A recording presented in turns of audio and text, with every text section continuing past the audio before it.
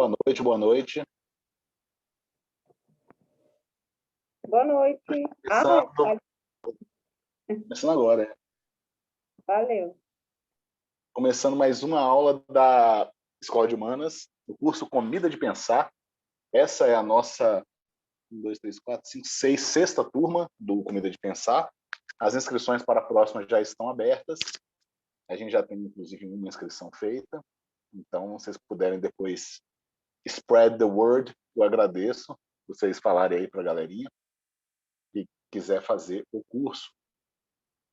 Também começaremos em breve um outro curso mais barato e também menorzinho, né, consequentemente, que vai ser só sobre comunicação e comida. E aí vai dar as perspectivas da publicidade, da mídia como geral, do jornalismo, da crítica, entendeu? Vai ser uma coisa mais voltada para isso.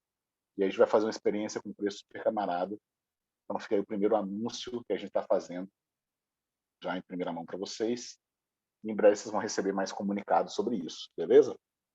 Pois bem, hoje vamos falar na nossa penúltima aula, 11ª aula, que a gente vai falar do tema, um tema muito importante para a gente poder tratar em gastronomia, um tema que também me fala muito ao coração, e o tema pelo qual a gente consegue superar as dores que a gente carregou ali naquela aula anterior, né, falando sobre o nosso imaginário sertanejo, sobre o espectro da fome, que é uma aula sobre identidades gastronômicas.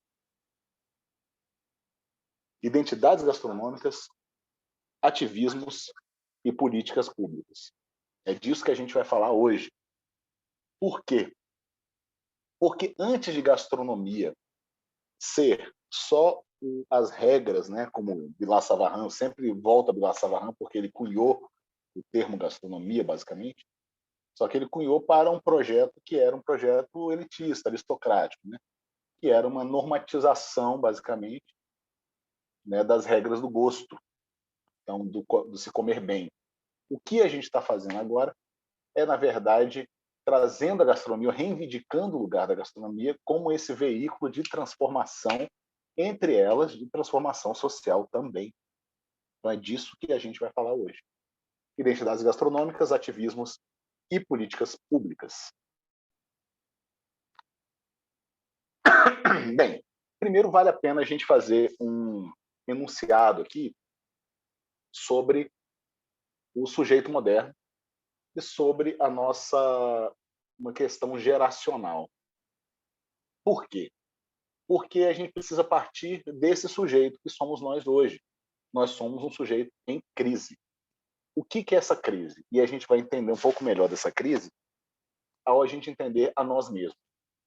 Nós somos seres absolutamente diferentes do que éramos, sabe? Em termos de comportamento, em termos de sociabilidade, em termos de projetos, em termos de forma de viver. A gente sai de uma sociedade, por exemplo, rural e vai para uma sociedade basicamente urbana, por exemplo. Esse é um dos lados dessa moeda.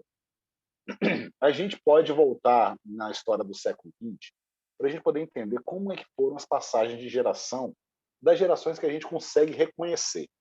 Existe eu não sei se é um estudo ou se é só uma máxima, um ditado popular, mas que se diz que a gente só consegue ser lembrado por, no máximo, 3 gerações depois, né? As pessoas normais. A gente não está falando das celebridades, a gente não está falando, enfim, das pessoas que se tornaram conhecidas por algum motivo, que fizeram alguma revolução e tiveram seu nome cravado nos livros de história, ou nos anais aí agora digitais da historiografia, né, contemporânea. Sendo assim, a gente consegue entender que até ali a geração dos baby boomers, nos anos 40 para 50, a gente consegue reconhecer essas gerações. Antes dessas, a gente chama a geração das nossas avós, de bisavós, mais. Antes, basicamente, da Segunda Guerra Mundial, a gente tem uns períodos geracionais um pouco mais, digamos, mais espaçados em termos de transformação cultural. Depois da Segunda Guerra Mundial e com o avanço do mercantilismo, da industrialização, todos os processos que a gente já conhece, da comunicação, das tecnologias, a gente percebe que há uma grande diferença muito marcada mesmo de cada uma dessas gerações. A gente tem a geração, por exemplo, dos baby boomers. O que são, né, os baby boomers? Que é a geração que, logo depois da Segunda Guerra, a classe média empoderada, e a gente está centrando nessa nossa percepção, obviamente, na narrativa de uma certa elite ou burguesia, né, das nossas sociedades, principalmente ocidentais, né? Depois da Segunda Guerra Mundial, você teve um novo empoderamento da classe média, empoderamento social e econômico.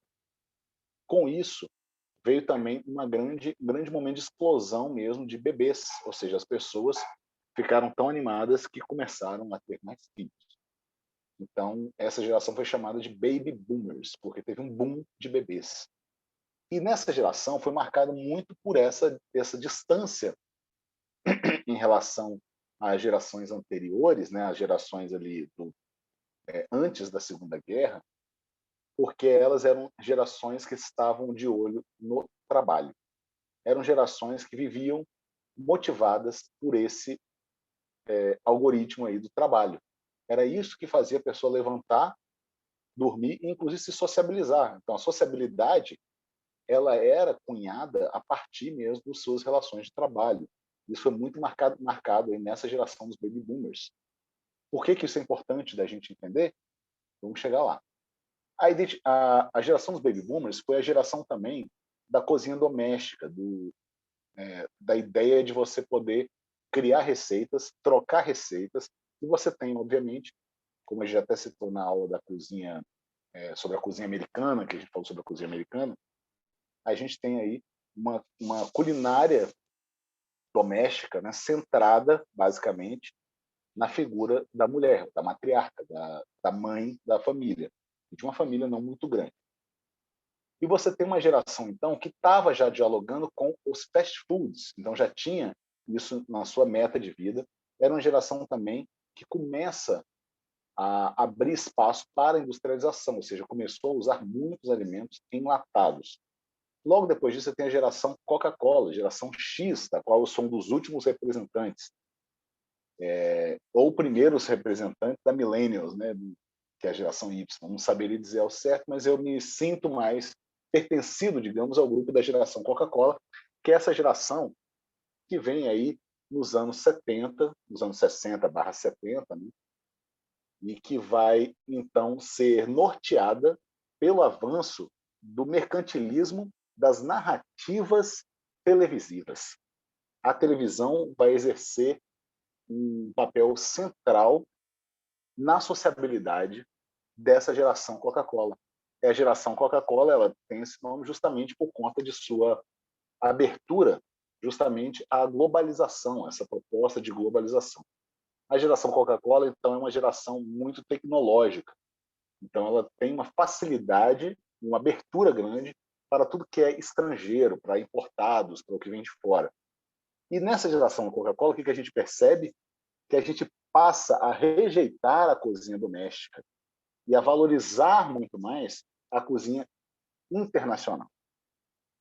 É a partir dessa geração que vem as mentes por trás dos grandes fenômenos, depois da Nouvelle Cuisine francesa, dos grandes fenômenos gastronômicos, que foram, por exemplo, já chegando nos anos 90 ali, né, o fenômeno comandado por Ferran Adrià da cozinha molecular, né, de invenção.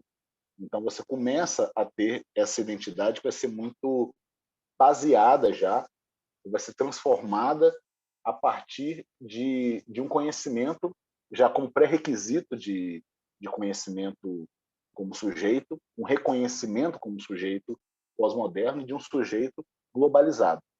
Depois vem essa geração millennials, que é a geração que está sendo culpada por tudo que é de ruim que a gente tem hoje, não é isso?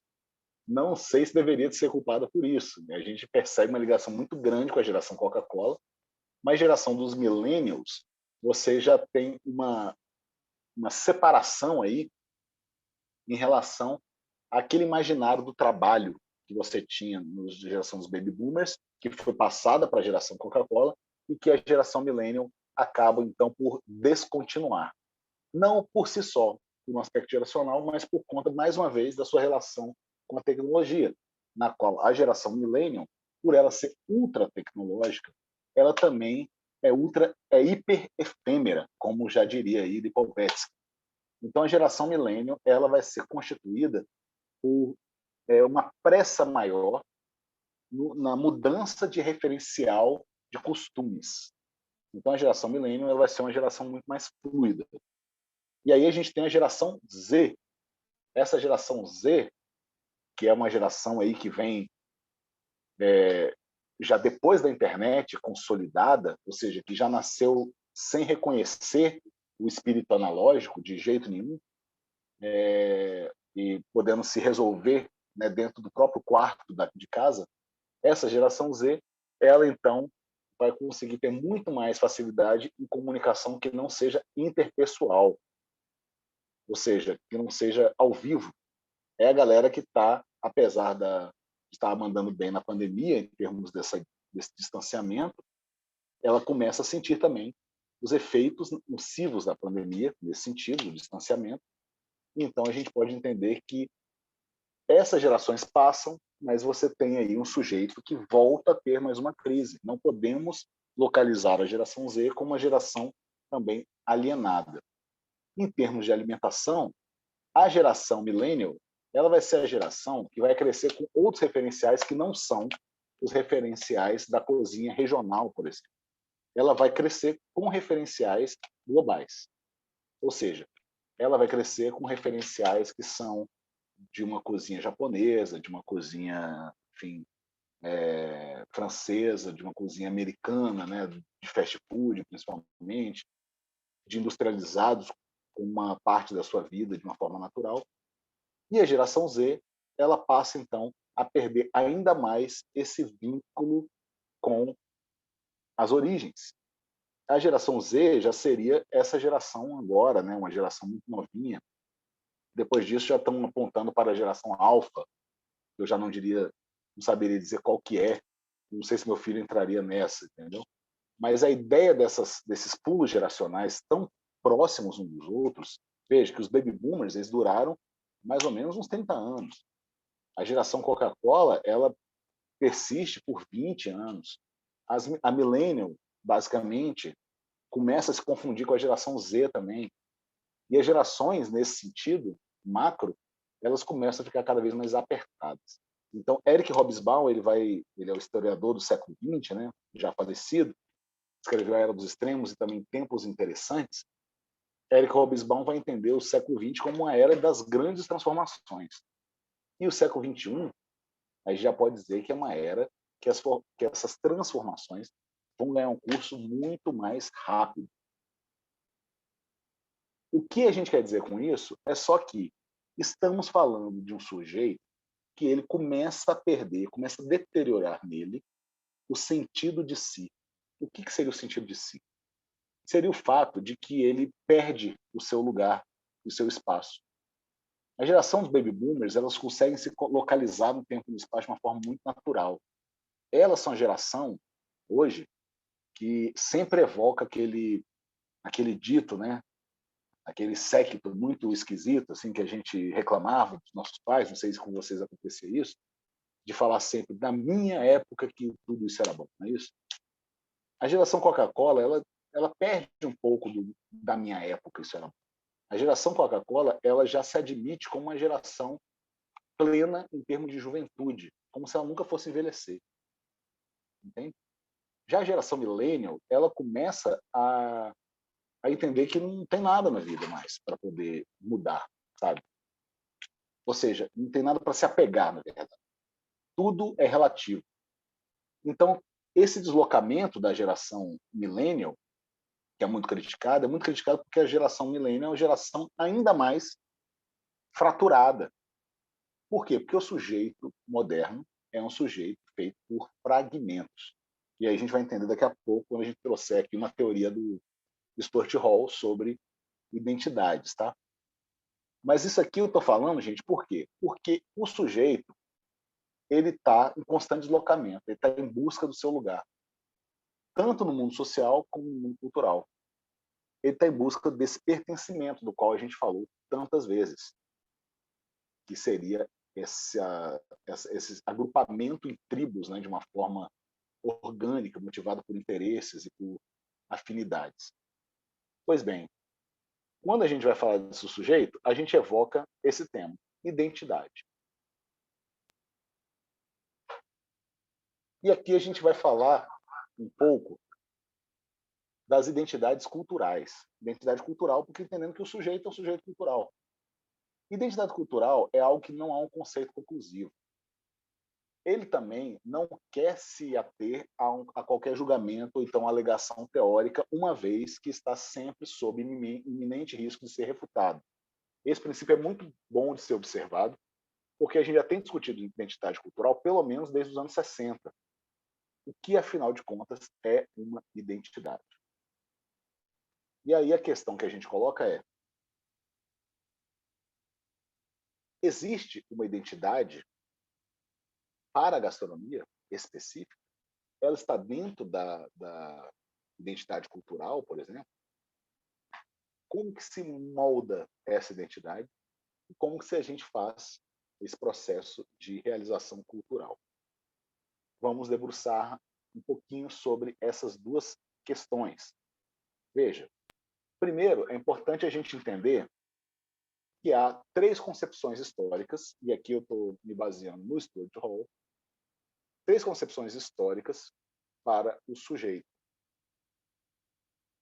Elas são históricas por quê? Porque ele vai pegar, a partir aí do século XVIII, mais ou menos, vai avançar para o século XIX/XX e vai chegar no século XX/XXI, porque são 3 séculos, ou 3 a 4 séculos que a gente tem aí em perspectiva, de grandes transformações na forma de comportamento, no avanço tecnológico e no estreitamento das relações geopolíticas. E por isso que é importante a gente poder fazer essa contextualização. Primeiro, que teve um grande rompimento na história do sujeito, ou seja, de nós, que foi quando a gente criou o sujeito iluminista. O que era o sujeito iluminista? Ele era o sujeito da emancipação em relação ao domínio e o poderio da igreja. Quando eu falo da igreja, eu estou falando exatamente daquele momento, né, do Deus está morto. Porque é um momento que se entende e se revela que, opa, não estamos mais vivendo sob a égide da metafísica. O sujeito é capaz, é plenamente dotado de razão, ele tem consciência e tem ação. Então, cria-se pela primeira vez, no sujeito iluminista, um sujeito com uma identidade pessoal. Até então, as identidades eram coletivas. Tudo era baseado no coletivo, inclusive o senso. E agora a gente tem essa mudança.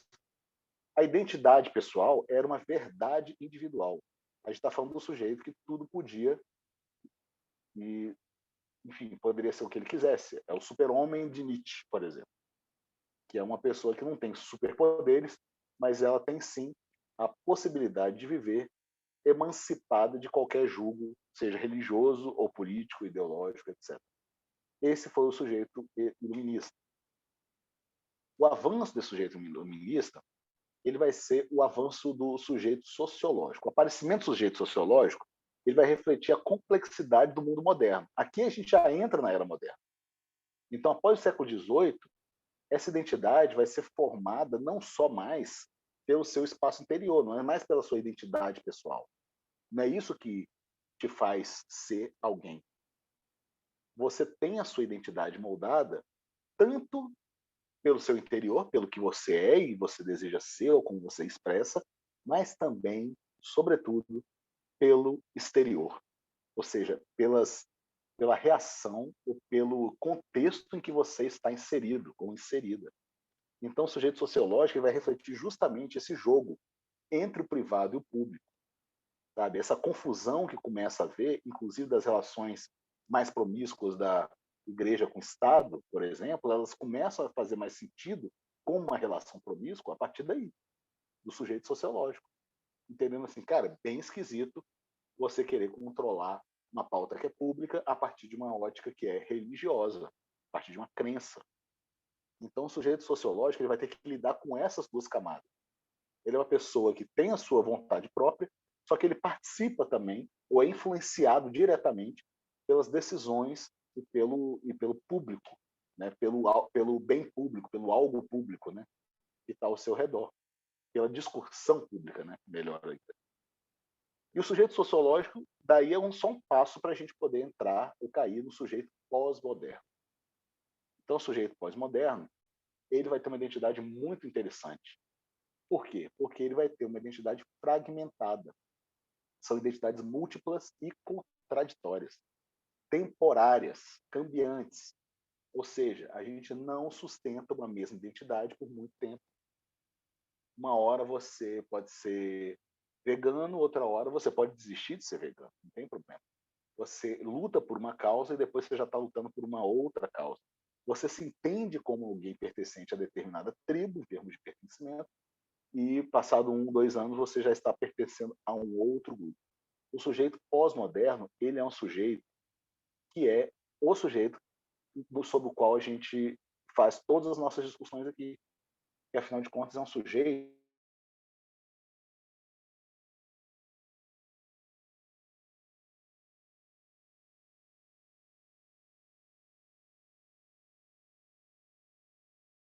entendimento de uma relação que você tem. Um sujeito que é hiperinformado, que é um sujeito hiperconsumista.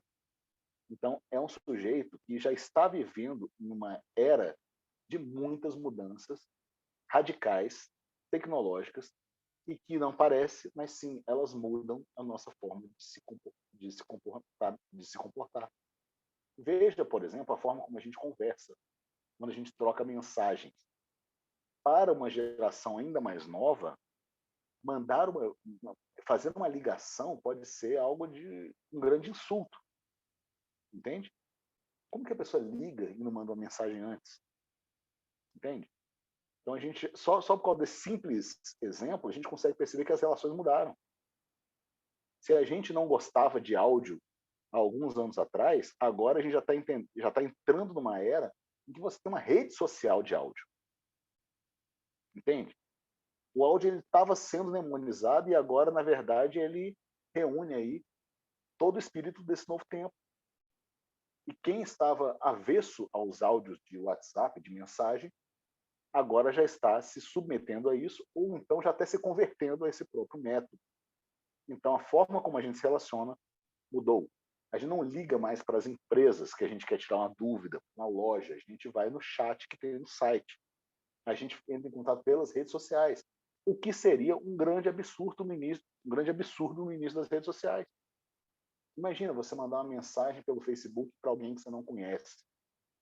Entendeu? E isso poderia te dar um bloco naquela época. Nesse momento, já é uma ferramenta natural de comunicação. E o que isso tem a ver com a comida?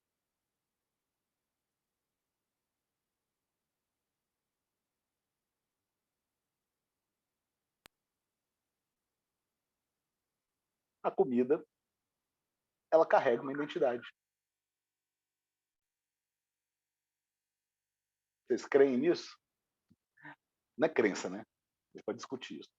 A comida carrega uma identidade. Como que uma comida carrega uma identidade? Veja, a comida, por si, ela não tem um viés político. A comida, por si, ela não tem gênero. A comida, por si, não tem identidade. A comida nua, o ingrediente, ela própria não possui uma identidade cultural, porque, afinal de contas, não é gente. Sabe? O que faz com que a comida adquira uma identidade, e essa é a grande resposta, ou motivação desse curso, é a gastronomia. A gastronomia é o agente cultural que vai conferir à comida uma identidade. E aí eu entendo que está um pouco mais além para a gastronomia do que o mercantilismo, que é um tema, na verdade, que alguns pesquisadores sustentam, né, como sendo a definição de gastronomia. A gastronomia é simplesmente o comércio de alimentos e bebidas, ou seja, o mercantilismo de alimentos e bebidas. O que não é comércio é culinária. E essa é a diferença de gastronomia. Pois eu já acho que a gente pode deixar essa conversa um pouco mais complexa, sabe? Mais profunda em termos de entendimento. A gastronomia é o que? É o veículo de transformação social e cultural.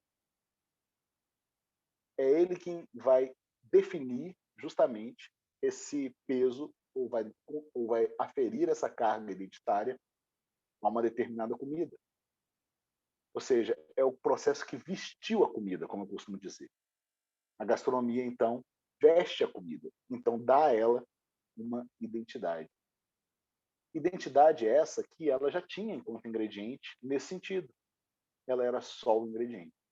Só que todo ingrediente, gente, a partir do momento que a gente toca nele, que desloca ele do pé da terra, ou de onde quer que ele esteja, a gente já o transforma culturalmente. E se a gente o transforma culturalmente assim, significa que a gastronomia ela começa, então, a operar. Por quê? Porque a comida não vai ter esse viés identitário por si, mas no momento que ela atravessa para o campo simbólico da cultura, ela o adquire. É assim que a gente cria a cultura e uma identidade.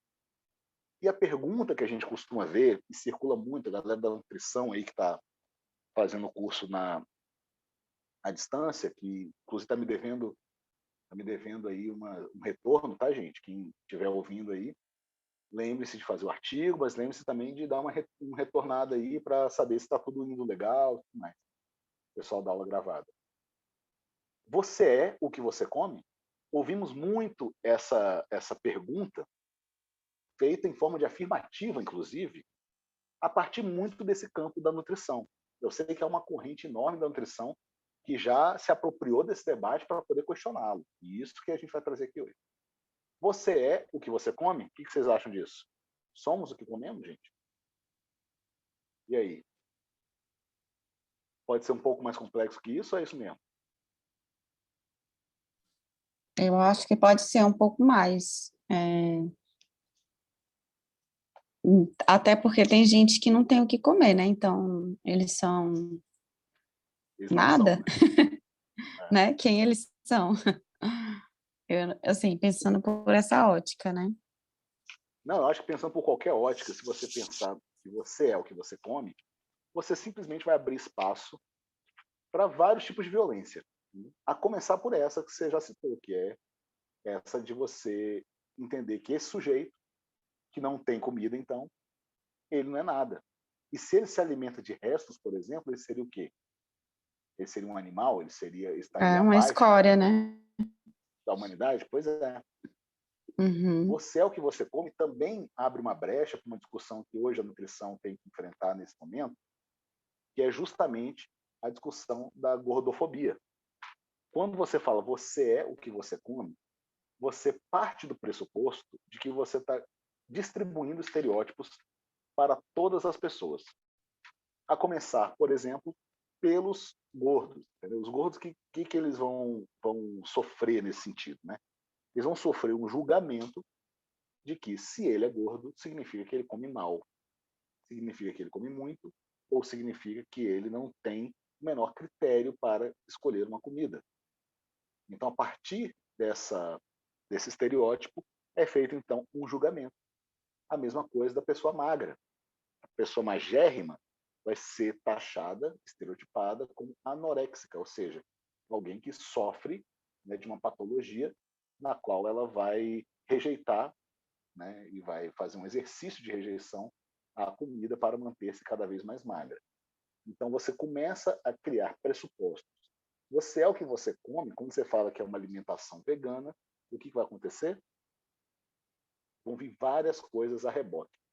Eu lembro muito de um episódio de Friends, não sei se vocês já viram, vem Friends, que eu acho curioso. Tem um personagem que eu gosto muito, que é o pai da Rachel, né? Porque ele é basicamente o reflexo dessa elite estúpida, né? Americana e também brasileira, né?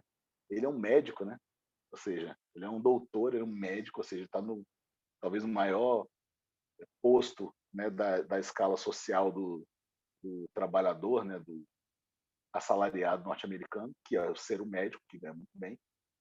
E ele então vai receber a filha dele junto com a Phoebe, a Rachel junto com a Phoebe. Se vocês estiverem viajando, aí depois vocês olham as referências de Friends, mas é a referência que eu vou usar aqui nesse momento.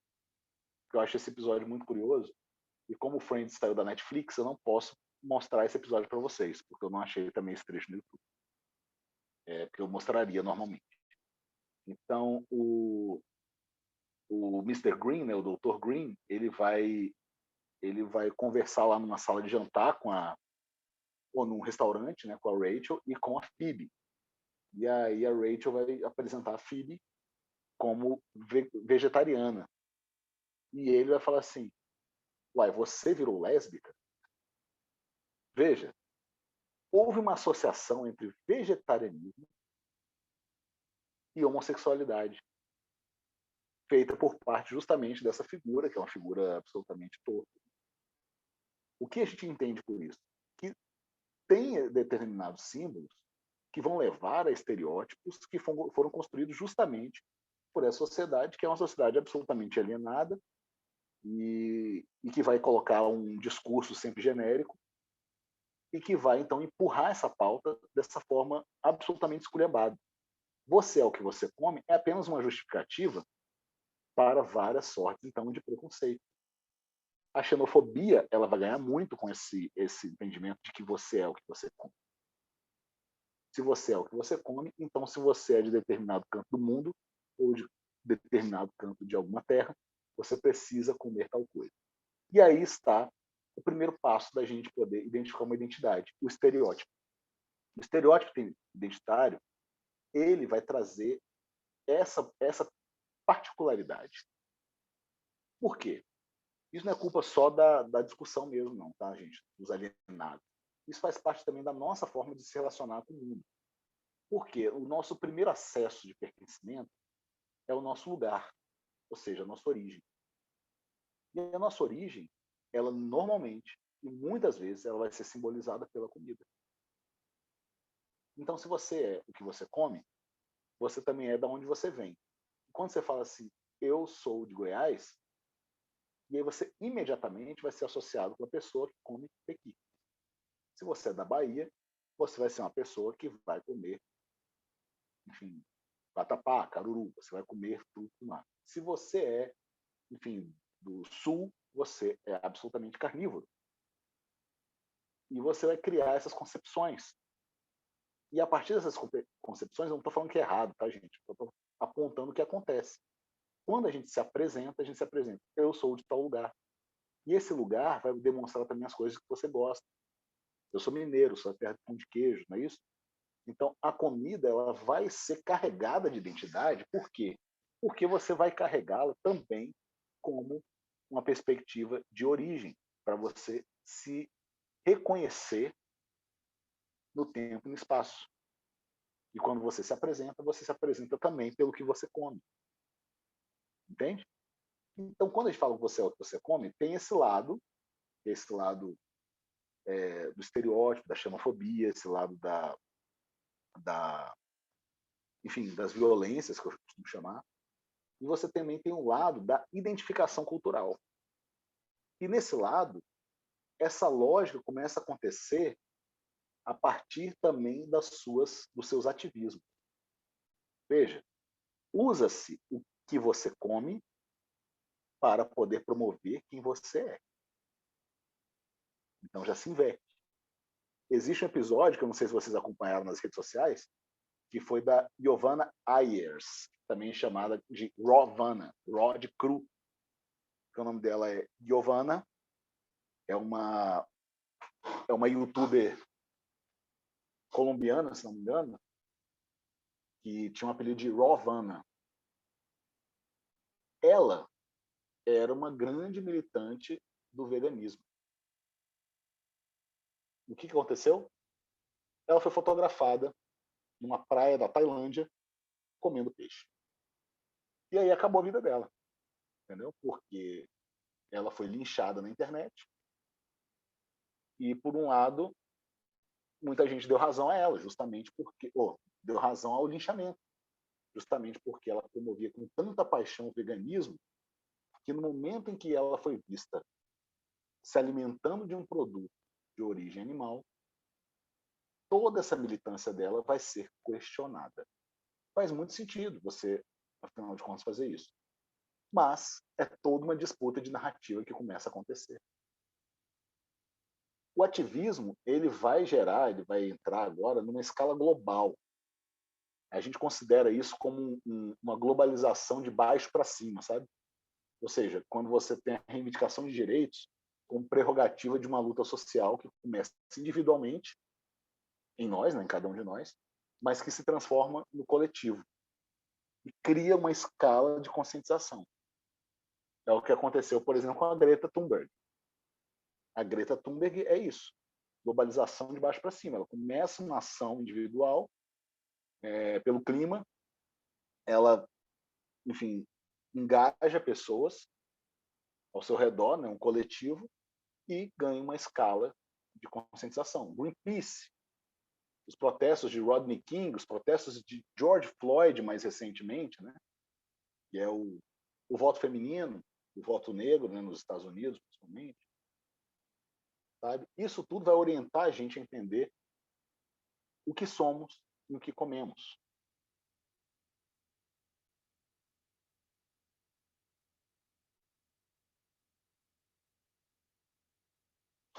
Tudo bem até aí, pessoal? Tudo.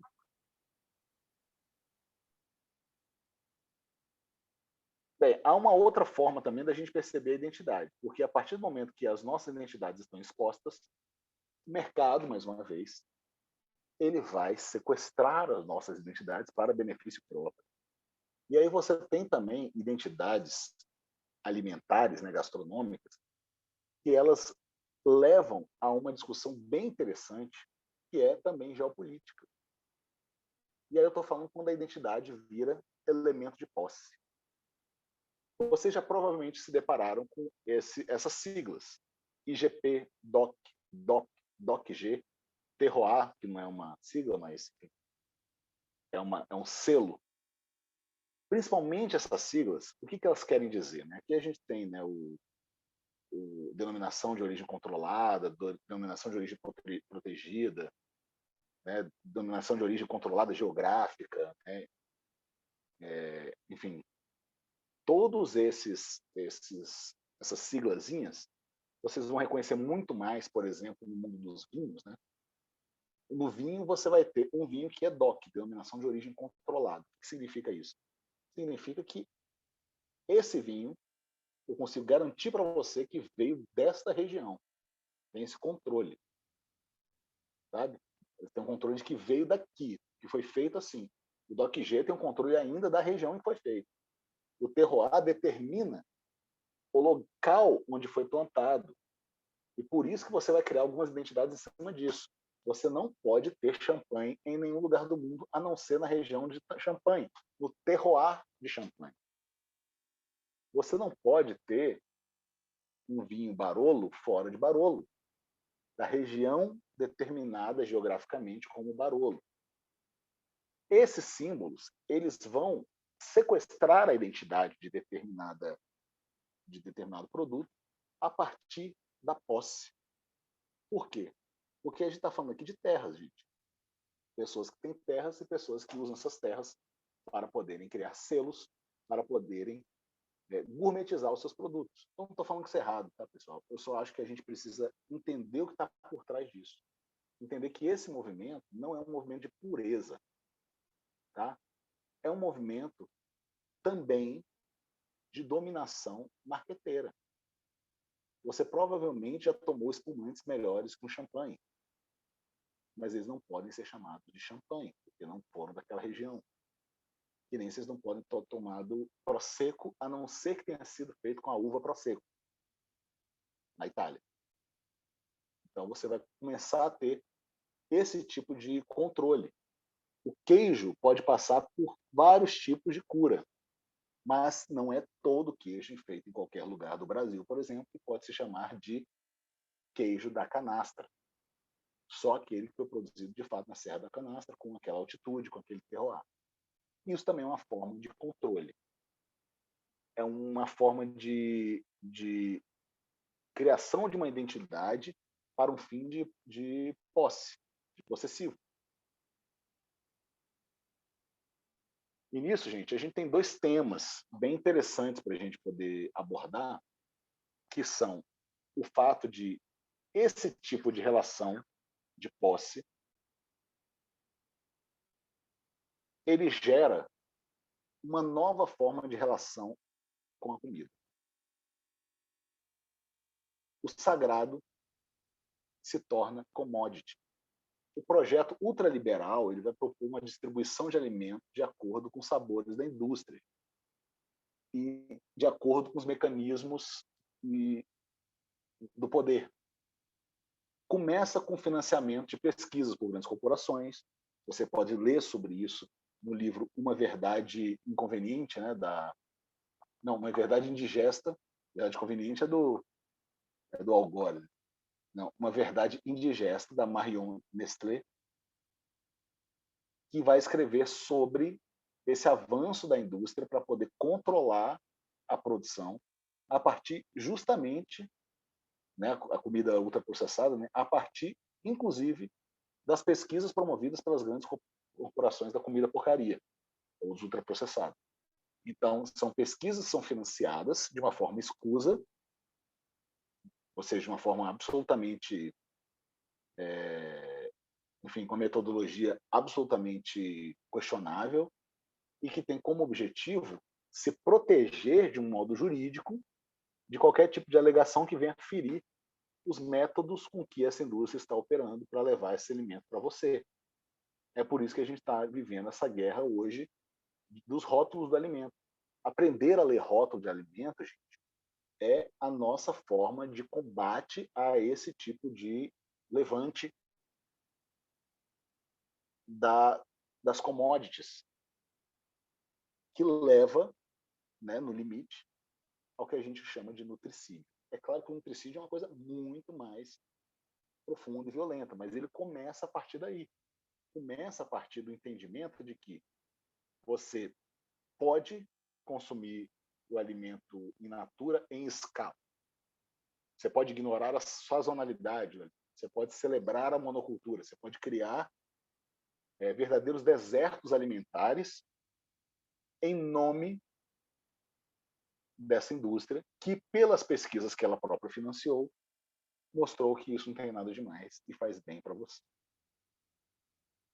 Só que, como conclusão disso, a gente enfraquece a qualidade e a quantidade de nutrientes consumidos em nosso dia a dia, o que é o princípio do nutricídio, que, no limite, né, a gente está falando do espectro da fome. O nutricídio, por que eu estou falando de nutricídio? Você falou de identidade? Pois é aqui que essas coisas se encontram. Essa pausa, para a gente poder falar sobre como opera a indústria dessa forma, como que a gente pode entender, né, o que você, assim, o que você come a partir do que você é o momento em que a gente volta a tentar reivindicar a nossa identidade.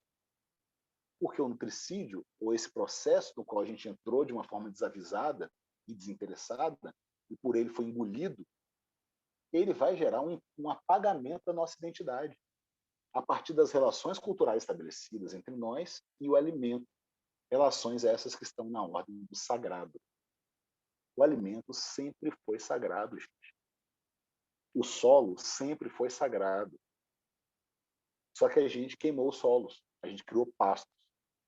A gente está mais interessado em produzir para exportação do que para o consumo da nossa população, que está numa situação, ainda mais agora, no momento de pandemia, no seu auge, né? Enfim, na contramão do mundo, né? No Brasil, ao menos. Você vai ter, então, um projeto que vai dessacralizar o alimento. Quando eu falo de dessacralizar o alimento, não estou falando que você use o alimento necessariamente de forma sagrada, mas a relação sagrada que você tem, o que é determinado entre você e o alimento, é a relação justamente que a gente costuma chamar de afetiva. Sabe? A geração de afetos, quando ela é sequestrada, ela apaga justamente a sacralidade da alimentação. Sem falar que alimento também pode ser sagrado literalmente.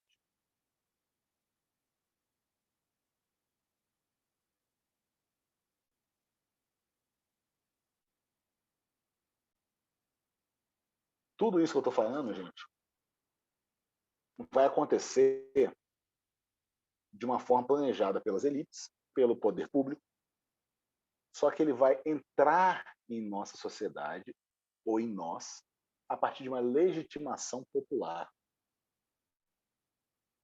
E é por isso que aí eu trago para vocês o caso das Havaianas.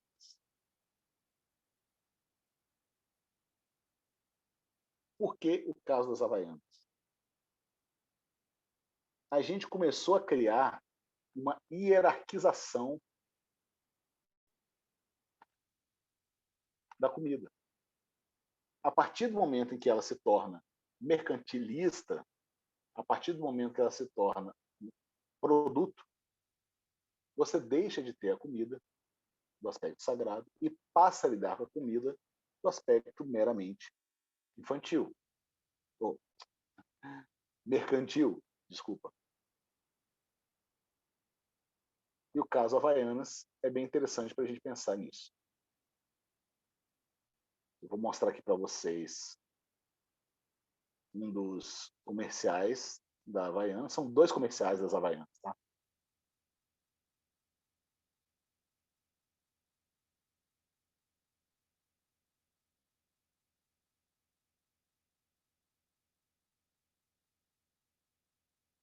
Ele saiu aqui de mim, mas já achei aqui. Calma aí.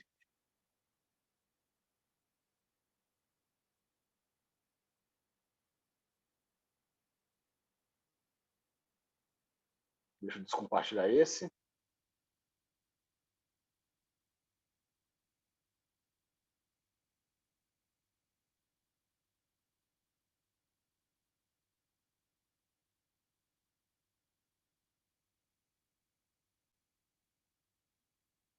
Havaianas, um comercial mais antigo, um comercial um pouquinho menos antigo. E depois a gente vai refletir um pouco sobre o que quer dizer esses comerciais das Havaianas e falar um pouco sobre a história das Havaianas. E depois a gente mostra o que tem a ver Havaianas com comida.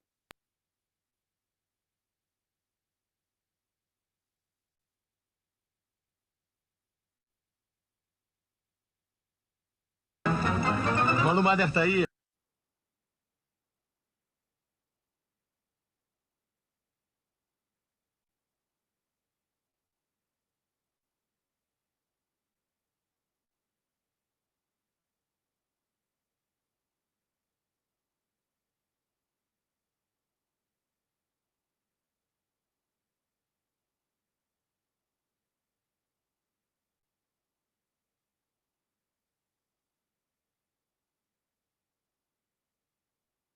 E agora o outro comercial das Havaianas.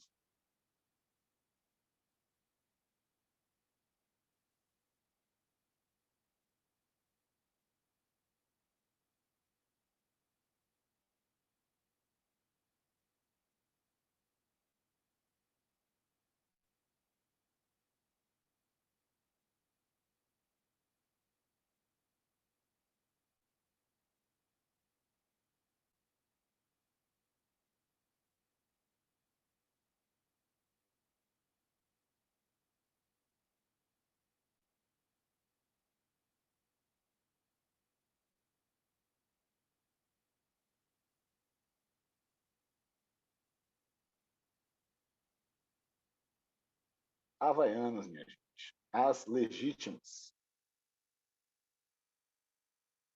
Por que as Havaianas? As Havaianas, pessoal. Tira mais curto. Ah, claro.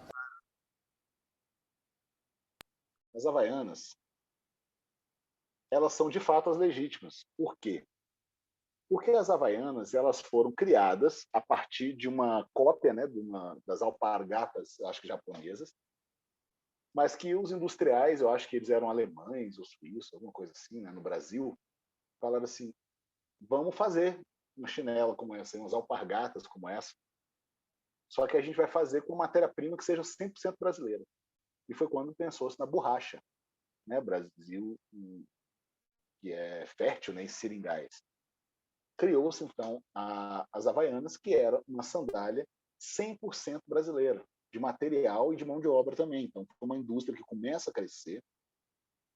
Ela era um produto 100% nacional, 100% de borracha, na sua versão clássica, que é essa versão branca e azulzinha. Nela é onde a gente começa a discutir, mais uma vez, a identidade do ser brasileiro.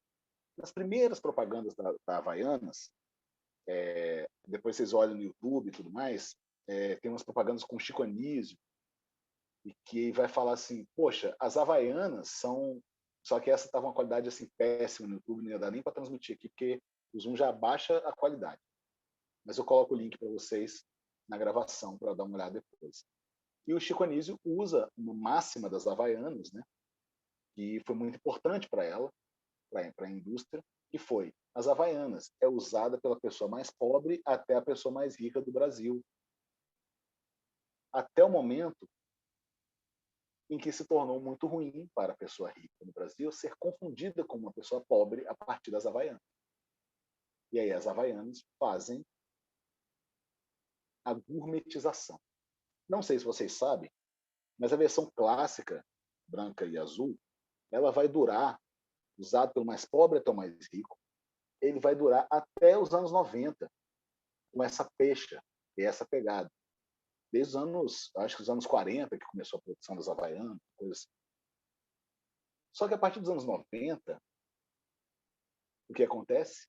A novela brasileira, a moda, e tudo aquilo que é gerador, que é, na verdade, catalisador identitário, vai dominar o discurso da diferença.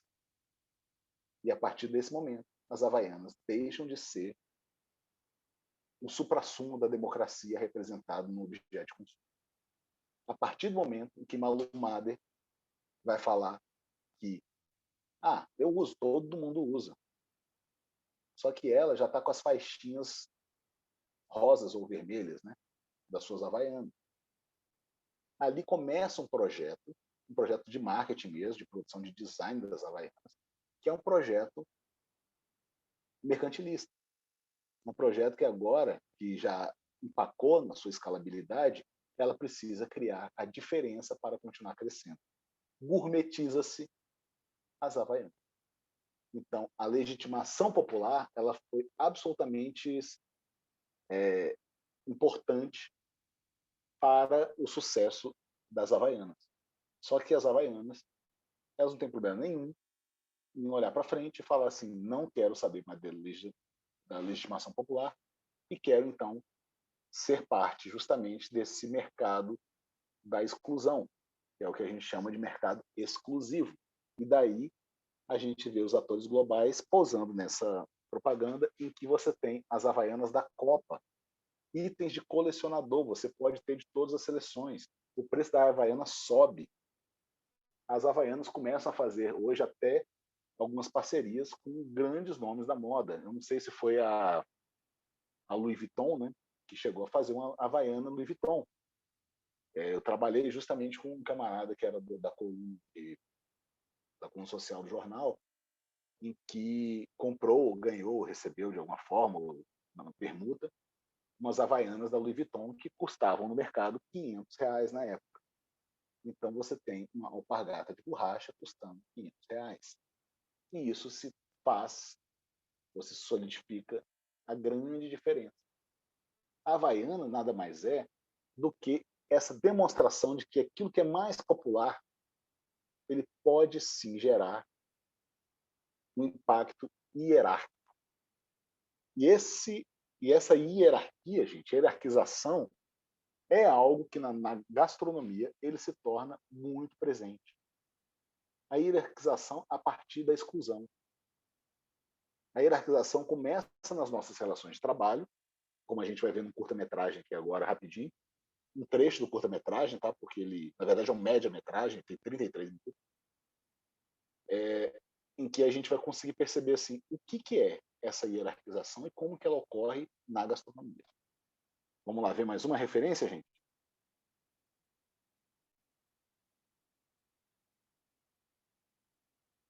Só um trecho desse curta-metragem e depois a gente conversa sobre ele. Ficou mudo. Mudo o quê? Não, aqui na aula. Não estou ouvindo. Vamos, amor. Melhor não. Ei, estava desligado meu som, gente. Foi mal. Mas foi só, tipo, 30 segundos. Então, neste filme, Espeto, do Rio Grande do Sul, é um média-metragem bem interessante. Ele está mais interessado, vocês vão ver, em discutir essa hierarquização, né? Já percebe logo no início que, como é uma alegoria, né, que eles vão fazer, vocês percebem que as roupas, né, vão ser muito bufantes a partir do momento que você tem as pessoas que estão sendo servidas, depois os serviçais, né, os garçons ali, até chegar lá na cozinha, em que você vai ter pessoas descamisadas, suadas e de pele mais negra, fazendo trabalho sujo. Não é isso?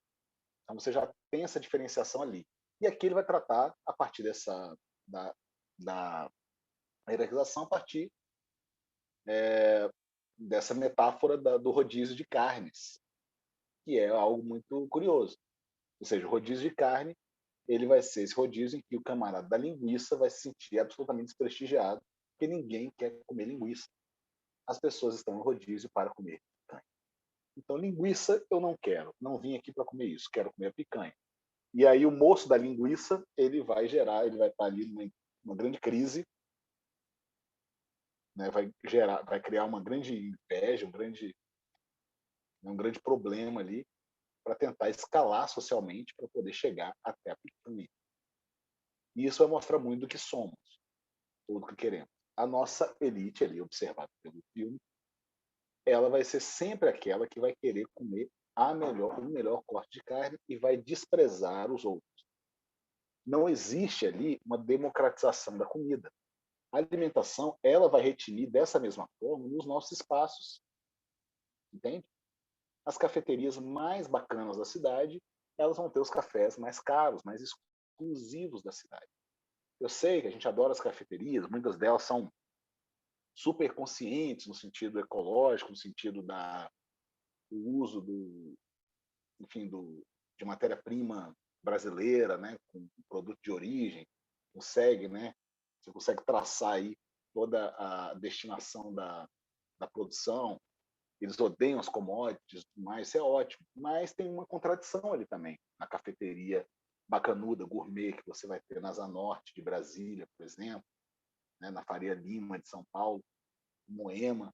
Você vai ter essas cafeterias acontecendo, mas também promovendo uma grande cisão social, em que o café, que é esse produto também ultra democrático, ele não é qualquer café.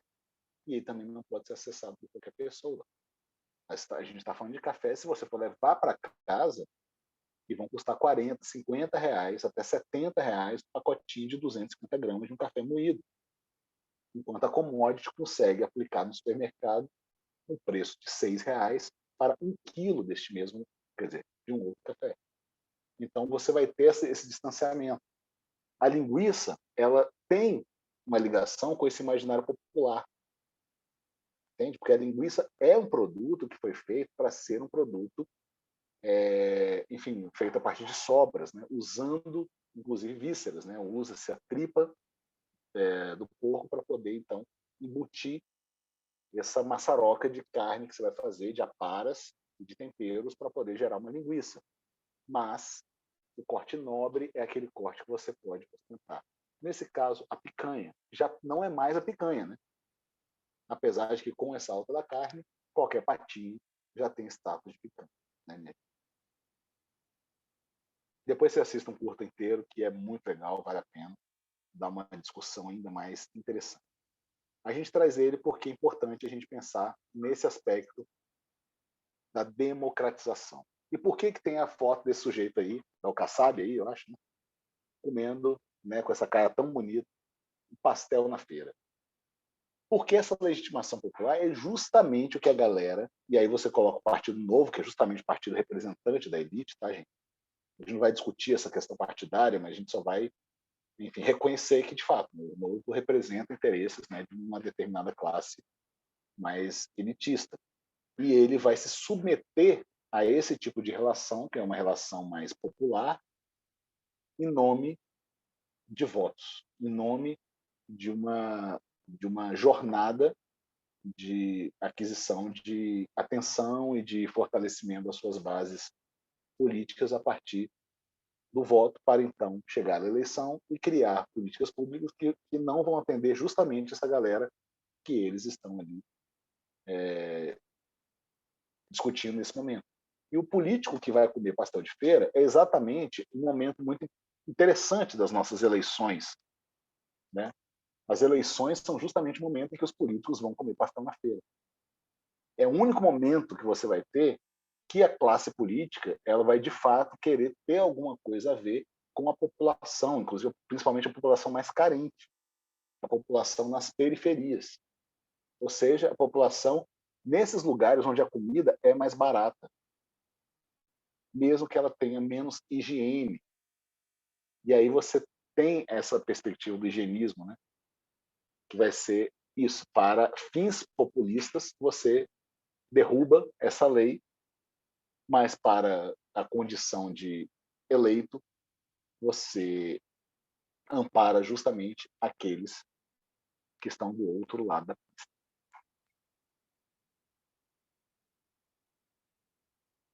Pois a gastronomia, gente, ela não serve só para isso, tá? Para essa distinção hierárquica. A gastronomia também é veículo de afirmação e justiça social. Galera, é isso. É esse o momento que a gente precisava chegar. Gastronomia com veículo de afirmação e justiça social. Você tem, então, vários tipos de movimento, vários tipos de engajamento político, de ativismos, focados em gastronomia. Aqui eu tenho alguns exemplos dele. Eu vou fazer 2 exemplos de ativismos e um exemplo de identidade. Entre eles você vai ter o Gueto Gastro, não sei se vocês conhecem esse movimento, são esses caras aqui. O Gueto Gastro fez um grande movimento agora, eu já os acompanhava há alguns anos. Eles são uns camaradas lá do Bronx, em Nova York, né? Que trabalhavam com comida voltada para o empoderamento das comunidades locais, né? Principalmente negros periféricos, a partir, né, da capacitação de cozinha e tudo mais. E agora eles ganharam um pouco mais de notabilidade agora, que teve o grande protesto do Black Lives Matter, né, depois de George Floyd, em que eles começaram a aparecer de modo mais expressivo, trazendo justamente essa pauta para dentro do prato. Isso aqui, gente, é sem dúvida um momento em que a gente vai falar aqui. Não é possível você colocar no prato uma comida sem carga política. Ela está lá. E quando você fala que minha comida não tem carga política, você está só afirmando que, na verdade, ela tem, só que você não reconhece que isso deva ser uma coisa positiva. Ou você a usa como uma forma de poder, de uma forma até alienada, que também é uma posição política, sabe? Existe aquela máxima, né, de que a pessoa que se declara partidária, ela está sempre do lado do opressor, sabe? A gente pode discutir essa afirmativa aí. Afirmativa solta, tá, gente? Eu não tenho uma referência específica dela, não, dessa vez. Mas, enfim, isso é para a gente entender que, ao se declarar partidário, você também está assumindo uma posição política. Então, o prato ele nunca vai ser apartidário. Ele vai ser partidário. E é o que fazem também. O apolítico é o voto nulo, né? E é o voto nulo, né? Sim. Ele vai, assim, só um exemplo, né? Eu não quero me envolver, mas você não se envolver já é um envolvimento, né? Isso é Eu concordo. Eu vou usar agora. É isso, cara. A pessoa que se declara partidária está sempre do lado do opressor. Vai Exatamente. se informar, né? Vai tomar um lado, né? Então que seja o lado toma uma posição. da direita, que seja né? a posição do opressor, mas assuma, entendeu? Isso. Total. Tem um lugar lá de São Paulo que eu tenho um ódio, mas ele faz um super sucesso, que é mudou de nome, agora é Borracheria, mas antes era Underdog, ama? E o cara, o Underdog mudou de ele nome? mudou, porque parece O que já cara existia. Ele é maior machista, e aí ele encontrou esse espaço, né, assim, ele se admitiu, né, um cara escroto que vai fazer as coisas do jeito que ele quiser, e se você quiser ir lá, vai ser da forma como ele quer, né? Engraçado que ele E é dialoga muito com isso. o público que é esquerdomacho, assim, sabe? e eu acho Porque ele não super é um cara, ele não é um esquisito. cara assim da direitona, assim, ele não é esse cara, sabe? Sim, eu acho que não é assim, mas tem vários posicionamentos dele que ficam nessa linha muito tênue. E aí tem um Sim. lugar aqui de Brasília que eu acho que você já até escreveu sobre ele, elogiou pra caramba, mas eu me senti super incomodada, que foi uma cópia mal feita, que é aquele Hot, que fica no Sudoeste, que é aquele lugar que trata o cliente como se fosse, ah, você veio aqui porque você quis, problema seu, sabe? Eles Nessa tinham um vibe, apreço muito grande assim. pelo underdog, só que era mais um Uhum. dos sócios que tinha, sabe? E eles brigaram logo no início. Logo depois que eu escrevi a matéria, Ai, eles já graças a se Deus. separaram. Aí começou a ficar um Ah, pouco mais foi o Coruja, né, que saiu, né? Ele o até Coruja abriu saiu outro fora. negócio, não fui ainda. O Coruja é muito enrolado, assim, né?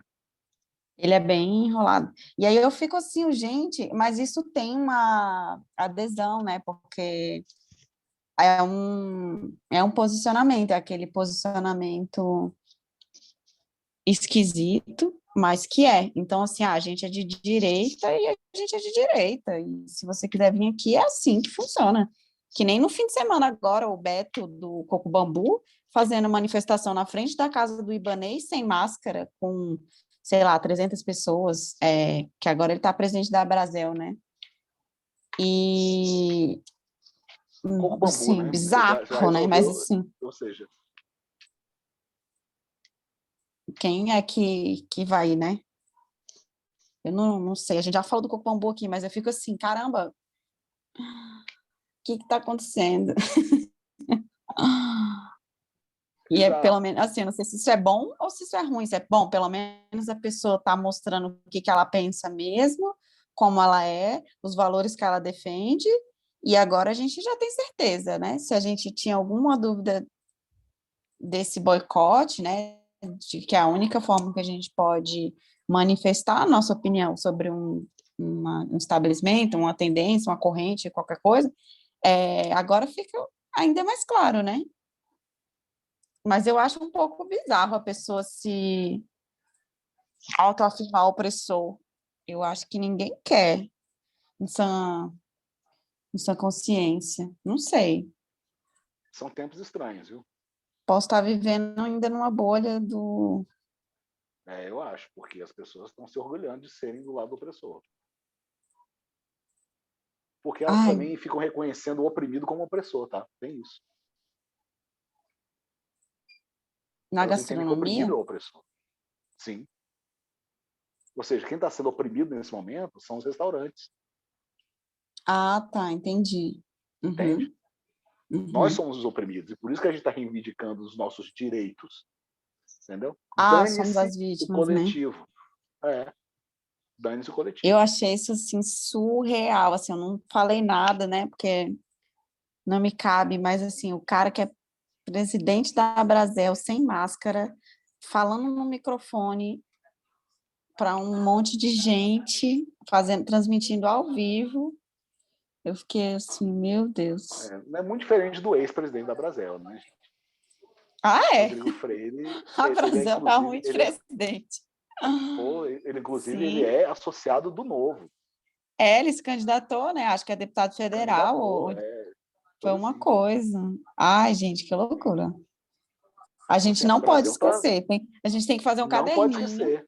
Exato. com todas A essas Brasel, ela pessoas. luta por interesses de uma determinada classe que não é de Uhum. empresários gastronômicos, é uma determinada classe política, partidária, Isso desse é neoliberalismo a todo custo, fascista, né?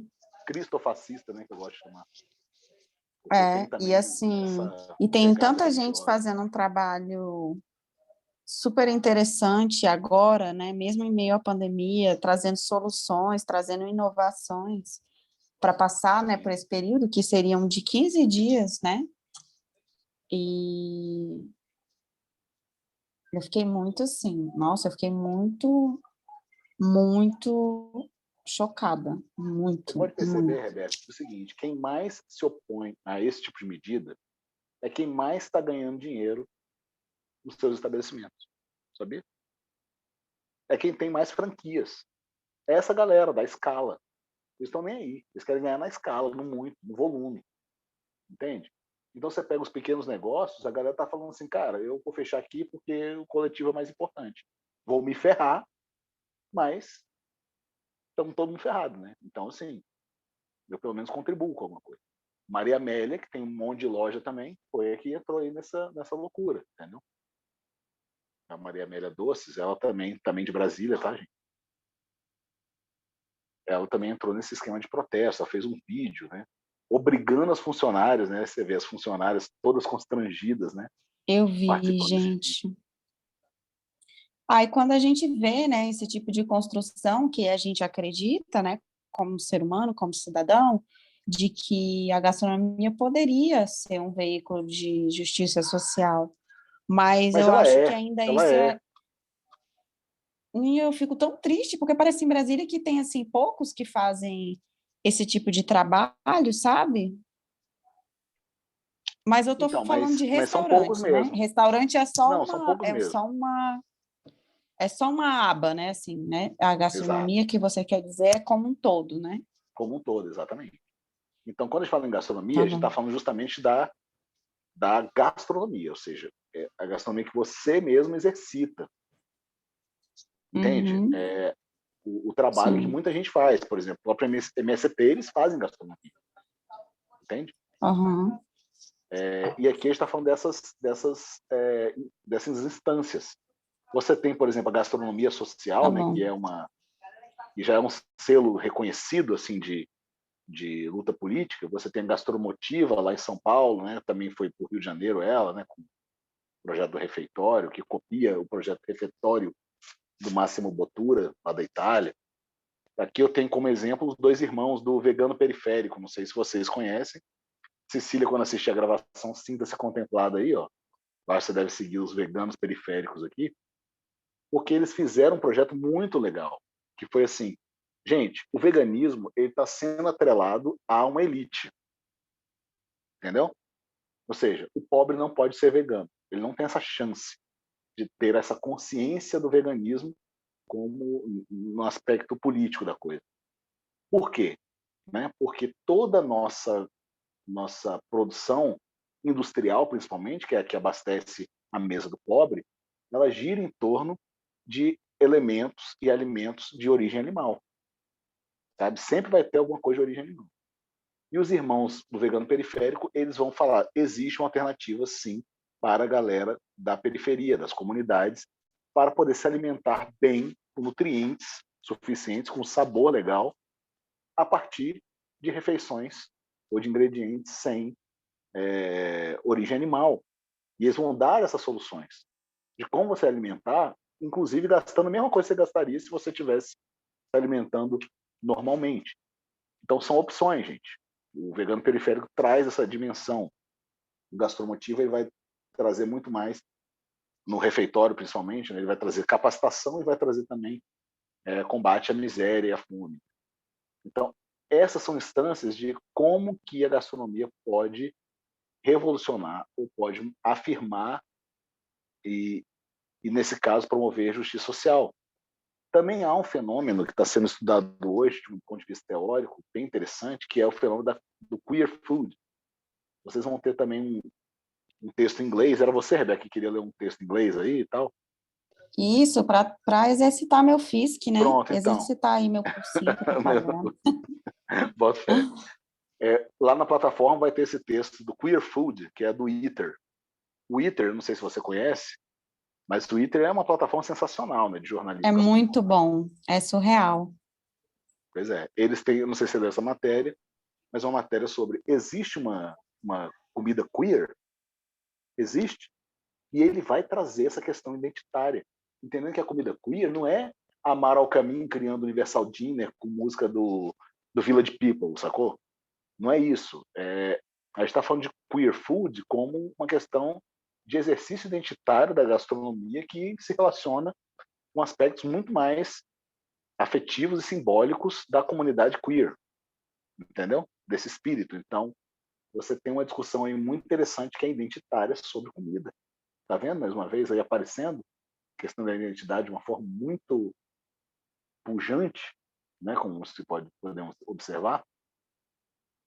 Então, gente, dito isso, o que acontece? O que molda as nossas identidades também são, as concepções identitárias, né, também reforçam esse jogo de poder e reconfiguram os imaginários da gastronomia a partir do que eu chamo de violências alimentares. O que são essas violências alimentares? A gente já falou de uma, a hierarquia, que é essa problemática da hierarquia simbolizada nesse filme Espeto. A gente estava falando agora sobre isso, restaurante, aí, ó, como símbolo de riqueza, poder e corrupção. O restaurante sempre foi esse símbolo, gente. E aqui eu não estou falando só desses restaurantes que estão protestando contra o lockdown em nome da economia, né? Vamos salvar a economia e matar as pessoas, entendeu? Sabe? Eu prefiro ficar rico no curto prazo e pobre no longo prazo, quando não tiver mais gente no mundo, não tem problema. Então o restaurante ele sempre foi esse símbolo. Por quê? Porque o próprio conceito de restaurante ocidental, né, pegando a experiência ocidental, ele vai acontecer a partir de uma replicação dos costumes e dos modos culturais, né, da corte. Ou seja, a corte francesa tinha uma forma de se relacionar com a comida, ela transfere isso para a aristocracia, e a burguesia, que está sempre querendo participar dessa elite poderosa, né, e que tem o poder de decisão nas mãos, ela vai entrar nessa onda. E é por isso que você tem os restaurantes sendo iniciativas, sobretudo, de pequenos burgueses, ou seja, de pessoas da classe média, mas servindo pessoas da elite e automaticamente se considerando elas próprias elite.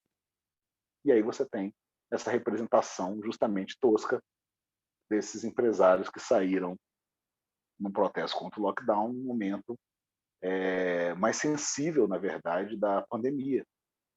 Sabe? Hoje, perdi o pai do amigo meu, né, a quem chamo de tio, né, de longa data, meu amigo de infância, fui padrinho, ele foi meu padrinho de casamento, eu fui padrinho do casamento dele, e o pai dele faleceu, né? Tudo bem que ele estava já debilitado por causa de um AVC, mas, por conta da sua condição, internado, pegou o danado Covid dentro do hospital e morreu hoje de manhã cedo, ou na madrugada, quer dizer, no céu, certo? Tá matando gente, entendeu? Você tem aí, mais uma vez, esse discurso. A gente já falou em outra aula sobre a cozinha doméstica como esse lugar de violência contra a mulher, se lembram? Em que a gente centralizou a mulher, tanto a mulher como empregada doméstica, ou seja, como secretária do lar, que é, sim, um alvo de violência, de opressão, e também a dona de casa, ou seja, a matriarca, ela vai ser também oprimida justamente pela figura paterna. E aí a gente está falando nessa configuração de lar, né, clássico burguês, pequeno burguês americano, ocidental de modo geral, que é essa família formada por pai, homem, mulher, esposa e filhos. Lanche versus merenda, outra grande violência. A gente tem uma sociedade que ela é baseada, a nossa educação alimentar não existe nas escolas, mas a diferenciação alimentar existe nas escolas. Veja, o filho da classe baixa, que só pode frequentar a escola pública, ele vai ter direito à merenda, a merenda escolar. Enquanto os frequentadores da escola particular, eles podem levar o seu próprio lanche ou podem comprar o seu próprio lanche. Deixou de ser merenda. Quando a gente fala de merenda escolar como política pública, a gente está levando em consideração o nosso povo mais pobre e desfavorecido. Porque o mais rico ele não está preocupado com o que comer, porque tem. Veja, a pandemia trouxe aqui, mais uma vez, para a gente uma questão muito importante, principalmente no momento em que as aulas foram canceladas, lá naquela primeira vez. Por quê? Porque escola pública fechada significa criança com fome em casa. Olha o nível em que a gente chegou, gente. boa parte da motivação dos pais sem recursos para manter os filhos numa escola particular, e colocar os filhos na escola de alguma forma, boa parte dessa motivação é para que eles possam economizar o pouco dinheiro que eles têm sem precisar alimentar os seus próprios filhos, porque o Estado o fará por meio da escola. E a partir do momento que a escola fecha, acabou a merenda. Então a merenda não é lanche, não é o misto quente, não é o todinho, entendeu? Que você pode levar para abrir com Cheetos, entendeu? Enfim, lanche e merenda são mais um lugar em que existe escondida aí uma grande violência, e aí é uma violência muito mais da própria relação, da própria abismo social em que a gente se encontra. E o outro tema é a famosa apropriação cultural, que a gente tem debatido muito nos últimos anos no Brasil, né? Que é um país que nunca se reconheceu culturalmente, sabe? Entendendo que sejam diferentes. Ou seja, como a gente já até falou aqui, o mito da mestiçagem foi tão bem narrado, né, nas nossas gerações, que a gente achou que nós éramos um grande povo mestiço, entendeu? E a gente não tinha, então, outras origens culturais. Então, a partir do momento que a gente coloca, né, o cocar indígena, coloca qual é o nome, gente? Turbante, né? Ali a gente já começa a discutir o que é você se apropriar culturalmente de algum símbolo. E a comida, gente, é um grande lugar para a gente discutir a apropriação cultural. Vocês lembram do caso, não muito antigo, do acarajé baiano. O acarajé baiano é uma instituição, gente. Ele foi tombado historicamente.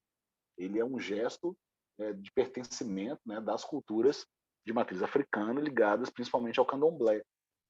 E aí você aparece algumas baianas convertidas, ou então novas baianas religiosas convertidas à fé cristã, que vão então rebatizar o acarajé de bolinho de Jesus. E aí muita gente não achou que não tinha muito problema fazer isso, porque afinal de contas faz o que você quiser, é você que está vendendo, você que está fazendo. Só que isso é de uma violência enorme para a memória de um povo que criou um alimento sagrado e até então o usava como tal. E você deslocar esse alimento, por menos que você entenda esse alimento como sagrado, você é só um consumidor, mas você fazer o movimento de deslocar esse alimento da sua simbologia original para uma simbologia que é diametralmente oposta a ela, isso é uma grande violência. Sobre a apropriação cultural, eu tenho aqui um curto vídeo para mostrar aqui, do Netflix, uma série infanto-juvenil, gente, chamada Professor Iglesias, mais juvenil, assim. É que é um professor de ensino médio, assim, né, com alunos da rede pública americana. Eles são de origem mexicana, né? Porto-riquenha, eu acho que mexicana.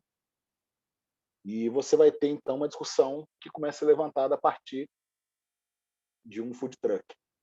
Mais uma vez, o food truck de taco, ajudando a gente no exemplo. Vamos ver só um trechinho aqui. Professor Iglesias. E aí, nesse pequeno trecho, né, a gente vê, então, a aluna que é super engajada politicamente e tudo mais, e pedindo ao seu professor de comprar numa barraca de tacos, porque o dono dessa barraquinha lá, do food truck, é filipino. E ele estava exercitando, então, o que ela chama de apropriação cultural. É claro que no meio desse episódio eles vão discutir exatamente o que é apropriação cultural e que não é essa discussão rasa de você não pode vender isso ou aquilo, né?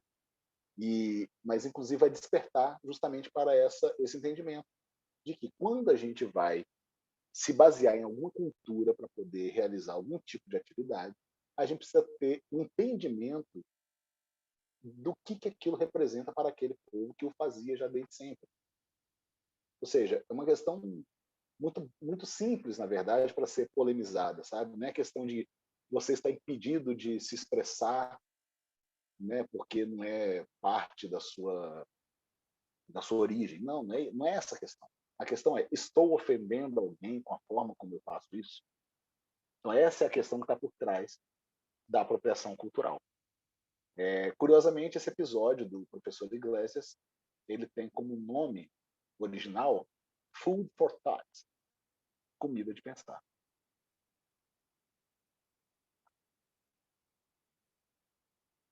Depois a gente consegue ver tudo? Então, ele está no Netflix. Se você tiver no Netflix, tem o episódio inteiro. Tá, legal. E aí tá lá indicado o episódio, tá na nossa descrição do vídeo, vai estar lá indicado. Tá bom. E aí a gente chega no lugar bacana da nossa aula de hoje, que é isso, gente, a democracia. Todo o poder emana do povo, porque a construção de identidade é um direito de um povo livre. Um povo, gente, que está sob os grilhões de uma outra cultura, como era o nosso povo, sob o jugo dos colonizadores, era um povo que não tinha direitos. Então, a gente precisa entender que a gastronomia é também uma forma da gente lutar pelos nossos direitos. Ele é um campo de batalha. E o mais legal é a gente perceber que é o seguinte, quando a gente fala em política, a gente está falando de felicidade. Porque política é uma coisa linda. Não é o partidarismo político que a gente fica batendo cabeça, mas a política. A política, ela tem instâncias que são de participação social, transparência, de prestação de contas. Isso é a produção de uma política, e aqui principalmente de política pública. Para a gente entrar no clima, vamos aqui aprender um pouco, ou lembrar pelo menos, de um grande ensinamento, né, popular que a gente teve nos anos 90. Não sei se vocês acompanharam isso, mas se não, está aqui um repeteco desse videozinho para vocês. Vamos ouvir essa música. Rap da Felicidade, minha gente. Conheciam já? Um clássico, né? Brasileiro. Ah, maravilhoso. É Gente, isso muito aí é uma bom, poesia mas pura, né, velho? às vezes me dá uma agonia quando toca nessas festas de Playboy, tipo surreal, Ah, remixado. sim. Já viu que teve uma nova Sim, camada, né? Aquilo rola que, uns na remix aí. verdade, é, aquilo que foi Mas feito faz para despertar parte, uma né? determinada consciência, ele foi capturado, então, como uma simbologia, sei, uma perfumaria, né? Para É, para evocar o momento antigo, fazer uma festa nostálgica, né? Retrô, porque agora uhum, alcançou um status de cult, né? Naquela época isso foi absolutamente ofensivo para os playboys, né? E para essa galera. Mas ele começa a ser capturado justamente como narrativa. Não narrativa, né? Muito mais a estética da coisa. Mas aqui o que eles falam, sim, cara, é muito importante, né? rola. Você vai ter o gringo vai chegar no Brasil, ele vai para a Zona Sul conhecer água de coco, enquanto na favela está faltando tudo, né? Eles têm muito pouco. É essa a dimensão que eles colocam. E o que eles vão colocar é: eu só quero ser feliz, eu só quero, enfim, é até um tanto ingênuo, né, em determinado momento, a letra da música, mas ela é absolutamente, como posso dizer, orgânica, né, porque ele parte justamente da fala de um povo de comunidade, falando que, olha, eu só quero ter uma tranquilidade, entende? Eu quero uma transformação política. É isso que ele está reivindicando nesse momento. Então, quando a gente fala em política, a gente está falando disso, a gente está falando desse tipo de posicionamento, um posicionamento que reivindica a política, o papel da política, né, para poder equilibrar o jogo. É aquilo que a gente já falou lá atrás também, quando a gente falou sobre a ecologia da cultura, né, de que a gente tem que entender que não existe simetria, né, no jogo político. E a política pública, ou seja, a própria ação política, ela é o que tenta trazer esse jogo para ser simétrico, ou seja, para a gente ter ou diminuir, né, essa escala de opressão dentro desse jogo. Por isso que a política pública é algo muito importante para a gastronomia. E a gastronomia, ela não pode pensar em política pública como pensou naquela conversa fiada do movimento Comida como Cultura, né? Ou como é que é? O Como Cultura. O pessoal ficava desenhando os pratos, né? Arroz com pequi, né? Muqueca, sabe? E quando você foi ver, era só os chefes aí, a galera da Brasel, entendeu?